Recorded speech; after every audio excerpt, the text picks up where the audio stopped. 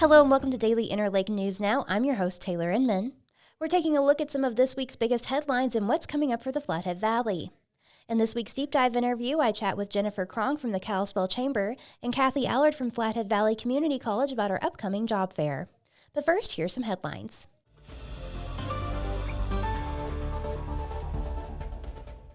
Flathead County will purchase 36.9 acres in the Lower Valley with the intention of developing a regional septic treatment facility on the site. County commissioners in March rejected the property on Wiley Dyke Road, but on Thursday unanimously approved the purchase at $1.5 million. The county estimates that the plant could be functional by the end of 2025. Commissioner Pam Holmquist was the only commissioner who voted in favor of the purchase in the spring. She said at the meeting that the plant is direly needed and it was time to move forward. More than a dozen sites were examined in the process of seeking a location for the facility before and after the commissioner's last vote, according to the county. County Administrator Pete Melnick said the Wiley Dyke Road property met the county's criteria for price, acreage required, and ability to connect to a sewer and water district.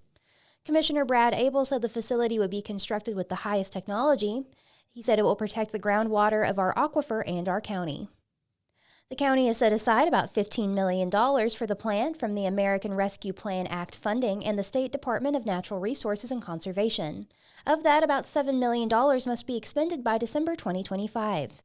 Neighbors of the property have been adamantly opposed to the facility's location on Wiley Dyke Road, while environmental and health officials say the facility would address a major concern regarding septic pollution from septic tanks in the Flathead Basin. Jennifer Tipton said the location of the facility in a rural area next to homes doesn't make sense, saying, quote, "This will concentrate the entire county's waste around my family and neighbors and near Flathead Lake," end quote. Former Flathead County Health Officer Joe Russell spoke in favor of constructing the facility, saying the county has been working on the issue for 20 years. Increasing development combined with a decrease in property available for land application for septic tank pumping has created a major issue the county needs to address, he noted. According to county figures, on any given day, up to 40,000 gallons of septic waste needs to be pumped from septic tanks and treated, and to address the issue, the county has been considering construction of a regional septic treatment and biosolids composting facility. As part of that treatment process, the county needs to discharge treated septic to a sewer plant. Commissioners on Thursday also approved an interlocal agreement with the Lakeside Water and Sewer District, which plans to accept the septic once it has been treated to residential strength. The county agreed to pay Lakeside $1.8 million as a connection fee and would also pay by volume to discharge into the system. Commissioner Randy Brodell voted against the agreement, which would require the county to pay a part of connection fee upon closing the property purchase. He voiced discomfort with the contract because Lakeside hasn't yet obtained approval from the Montana Department of Environmental Quality in the form of a permit. Lakeside has agreed to accept 20,000 gallons on average when the plant starts. Approval of the permit is estimated to be granted by the end of the year, and expansion of capacity is expected to be completed by January 2027. Septic from the county is currently disposed of through land application, which includes injecting untreated septic into the soil.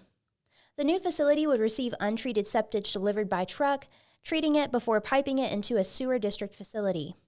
The leftover biosolids will be converted into compost. Middle and high school age students interested in participating in the Flathead Valley Youth Symphony are asked to apply and submit an audition by September 23rd. Audition materials are available online at northvalleymusicschool.org.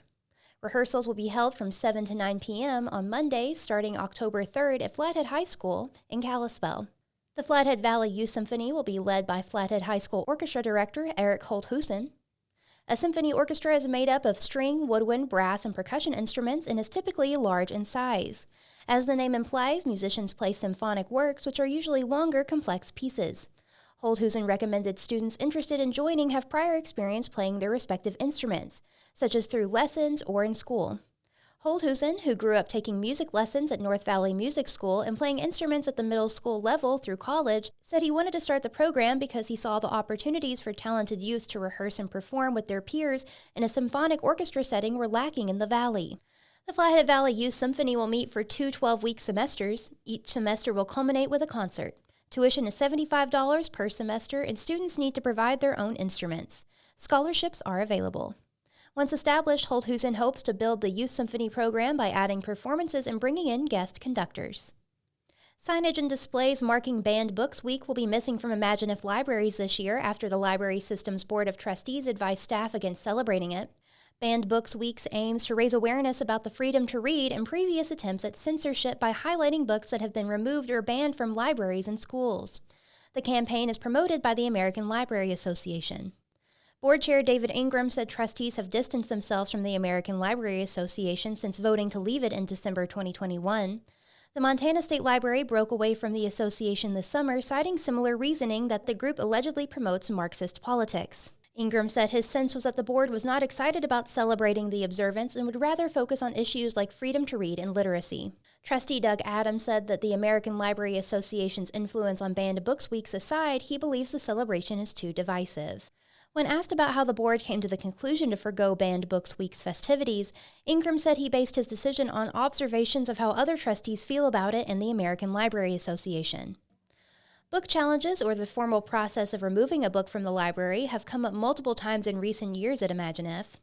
Board Vice Chair Carmen Cuthbertson submitted gender identity memoir Genderqueer by Maya Kawabe to be challenged in 2021 before she was later appointed to the board in 2022. In September 2022, trustees responded to a book challenge for Not My Idea, a book about whiteness by Anastasia Higginbotham by creating a parent resource section. Parenting books and other children's books dealing with difficult topics such as grief and divorce are now shelved in the same section. There is no age limit, and children do not need a parent present in order to check out a book from the Parent Resources section. ImagineIF director Ashley Cummins said she's always celebrated Banned Books Week, but with recent challenges at the library, it brings back difficult feelings for many. She said they are trying to move forward, adding that their day-to-day work at ImagineIF shows that they are against censorship and support patrons' right to read.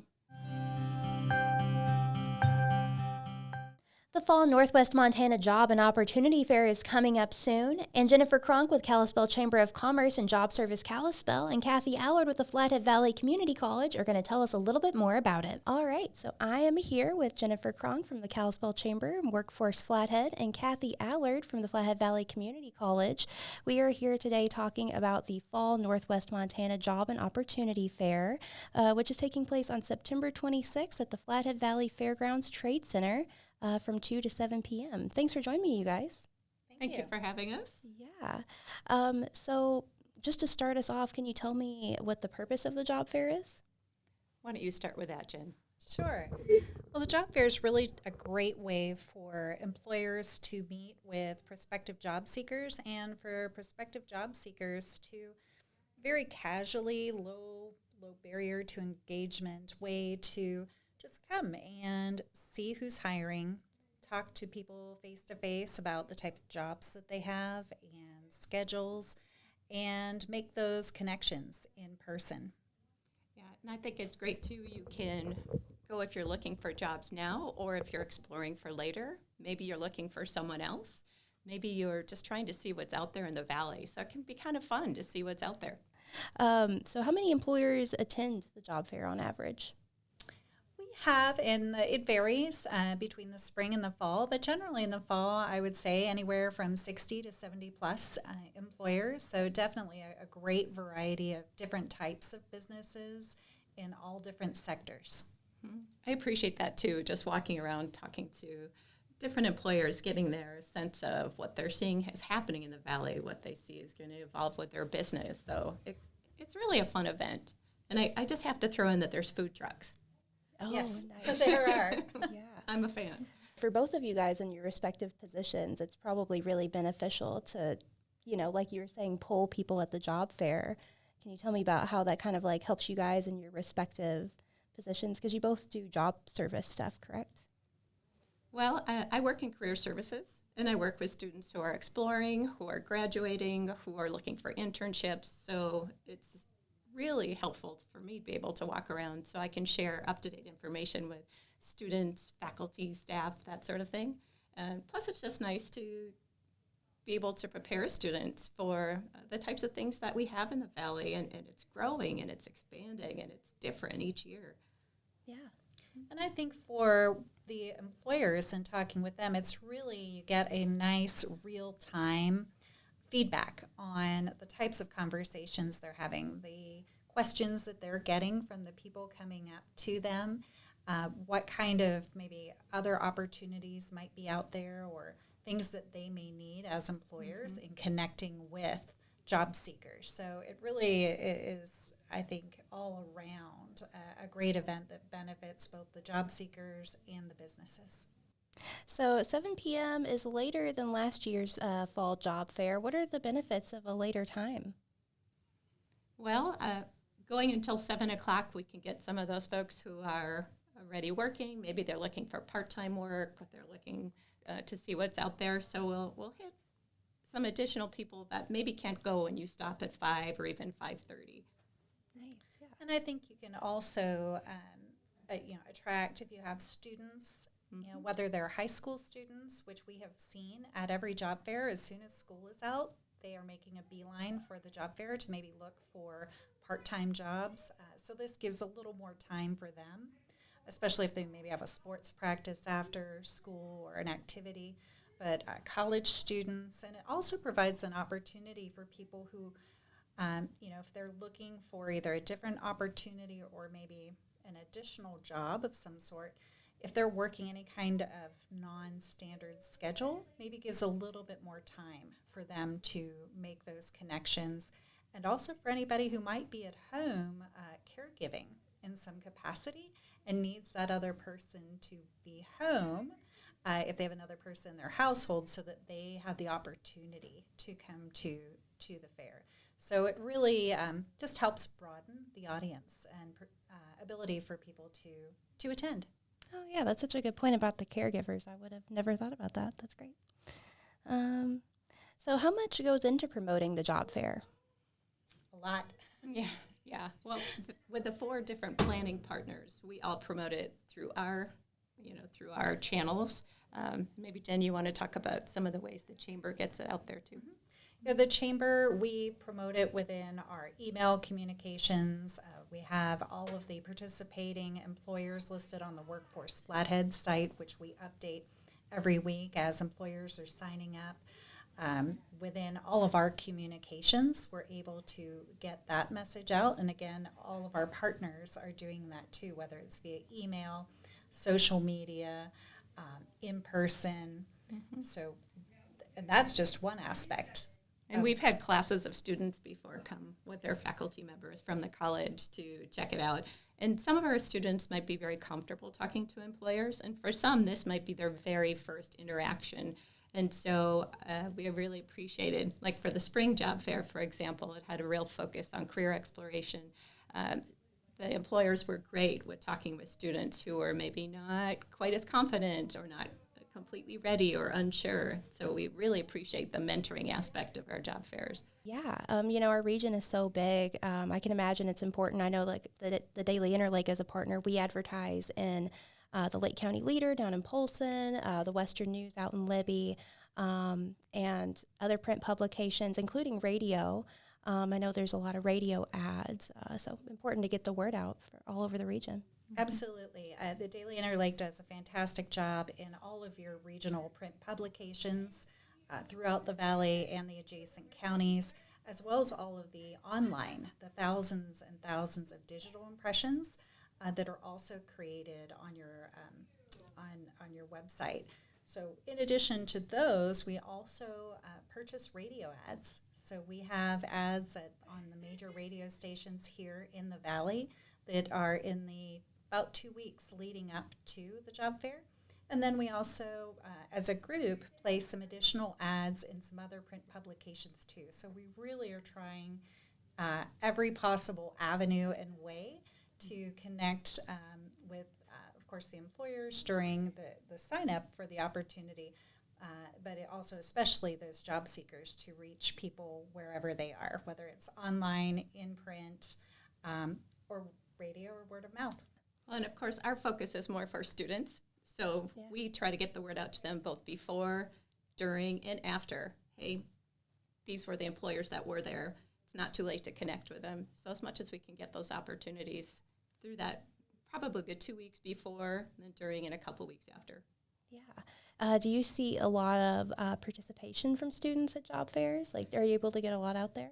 For the spring job fair, we had a good turnout. And like I mentioned, we have some faculty members, too, who encourage their classes to come and might come with them. And it might be a component even of a particular class. There's also students who are just trying to explore what they're interested in. And so we'll see students coming for that as well. Yeah, it's really fun. It's nice to see them out. I see that there's a focus on veterans at the job fair. Can you tell me a little bit more about that? Well, the fall with Veterans Day, it's a great tie-in to really help provide another avenue for veterans to connect with local services. And if they also happen to be looking for a job, it's really going to be a great way for it to be a little bit of a one-stop event for them to meet with different services, connect with them, and talk to employers as well. And the nice thing, too, employers know there's that focus as well. So if they have opportunities for veterans, they can be right up front with that and have materials out and be ready for those conversations.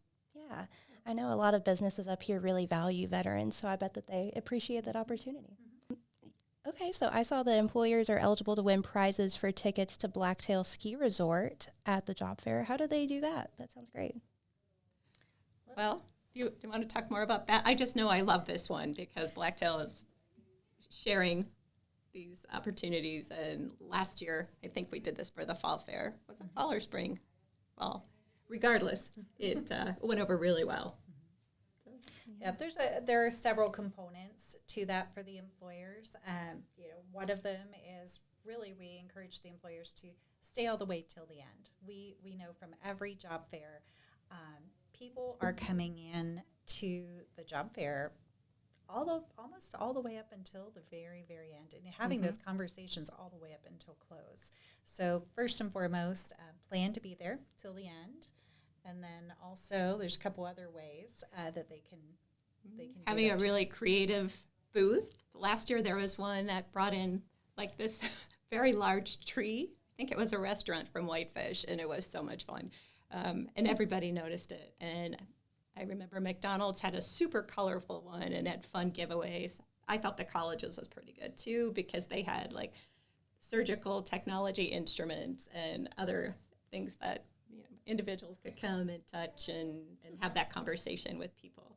So as much as it can be like hands-on and engaging conversation, and employers even coming around from the back of their booth to the front to be ready to talk with people, it makes such a difference in that relationship.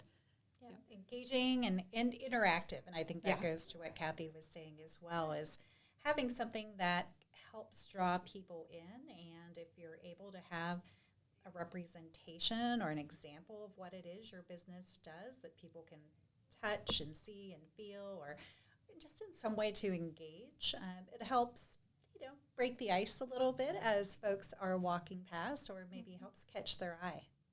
And if any employers would have questions on that, all of our contact information is in the promotional material and the sign up. We're always happy to brainstorm ideas, because not everybody has a tangible product they can set on a table, but they can certainly be engaging with their demeanor.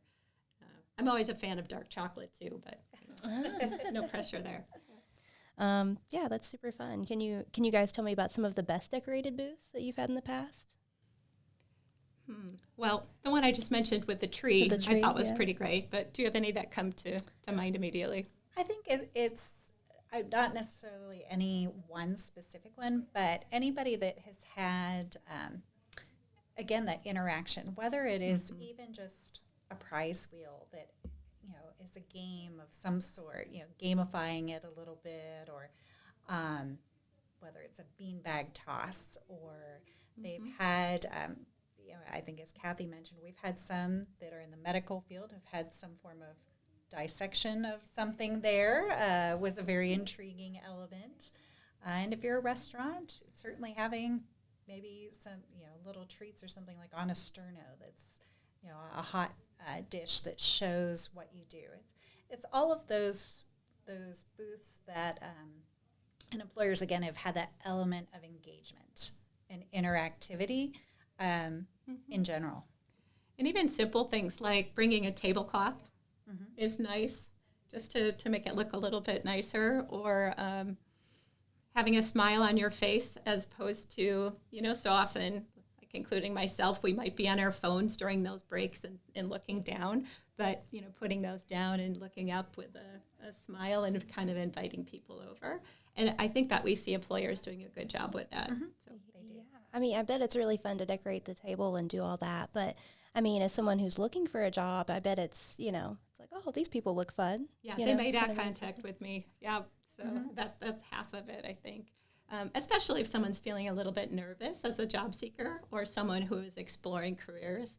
Sometimes that's a little bit nerve-wracking. So it's nice when employers can break that ice, which actually reminds me, there was an employer, I think it was last spring, who, I think it was a local ice company, and they filled one of their bags with like pretend ice, and they threw it at me. And I was like, But we certainly had a fun conversation afterward, and I thought that was just super fun and different, and nobody else did that.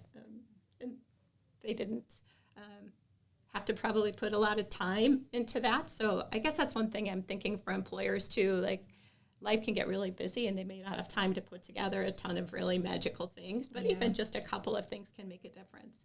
Yeah. And sorry. Go ahead. And certainly some employers have elected to have the option to bring a vehicle. And that's something that they can do upon registering for the job fair as an exhibitor. If they have, a really great interactive vehicle that they'd like to bring, that certainly also has been something that adds that element of engagement. And that's something that can be coordinated with us in advance with sign up through Sunny Carlin here at the Daily Interlake. I just think it's a nice opportunity for people to get to know what's out there in our valley. Our valley is growing, we know, and it's changing and evolving, and there are opportunities out there, whether you're firmly looking now, you're exploring now. So, and there are food trucks. Did I mention that already? Yeah, but it's important to mention again. And I think it's also important to mention, too, that the event is free for job seekers to attend. And no matter what your age as a job seeker, if you're looking for a job, the job fair is a fantastic place to be. And again, it's free. It's easy to just walk around, take a look at what's out there, and again, have those engaging conversations and see where that can lead.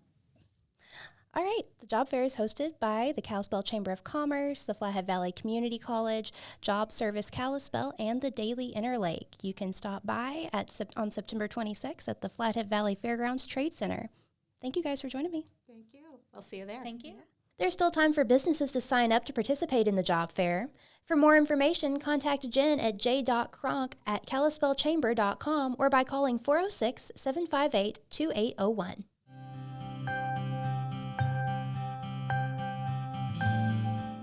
Let's take a look at what events are coming up. Remember, you can find karaoke nights, art classes, live music, and anything community related by going to dailyinterlake.com/events. And for business owners or event organizers out there, it is totally free to sign up and start posting your events for the entire region to see. The 2023 Parkline Run and Brew Fest takes place tomorrow. Runners have a choice between a 5K, 10K, or a half marathon that goes from 10 a.m. to 12 p.m. on the Parkline Trail, starting at 1st Avenue West North. Everyone is invited to the after-party Brew Fest at Depot Park from 11 a.m. to 3 p.m. Same-day in-person registration starts at 8:30 a.m., and participants can run, walk, or jog. Volunteers are needed and will get into Brewfest for free. Those who are interested can register at signupgenius.com to volunteer. The Friends of Imagine If Libraries are holding their annual book sale at Kalispell Center Mall this weekend. All proceeds from the sale support library programs at Imagine If. The sale features thousands of donated books and media. On Friday and Saturday, books are $1.50 per inch, and DVDs and CDs are $1 each. And on Sunday only, books are $5 a bag. And head down to Hay Moon Ranch in Whitefish tomorrow for the 4th annual Golden Stalk, a benefit for Montana Precious Gold, a local golden retriever rescue. The day will include educational demonstrations, the Golden Olympics, vendors, and more. The event begins at 10 a.m. Thanks for joining us. News Now is a podcast from the Daily Interlake. We're proud to be the largest independent newsroom in Montana and the oldest paper in the Valley. Consider becoming a subscriber to support our work. Call Circulation at 406-755-7018 or go to the subscribe tab in the top right corner of our website. And if you haven't already, subscribe to our YouTube channel to never miss an episode of the pod. Everybody stay safe and have a great week.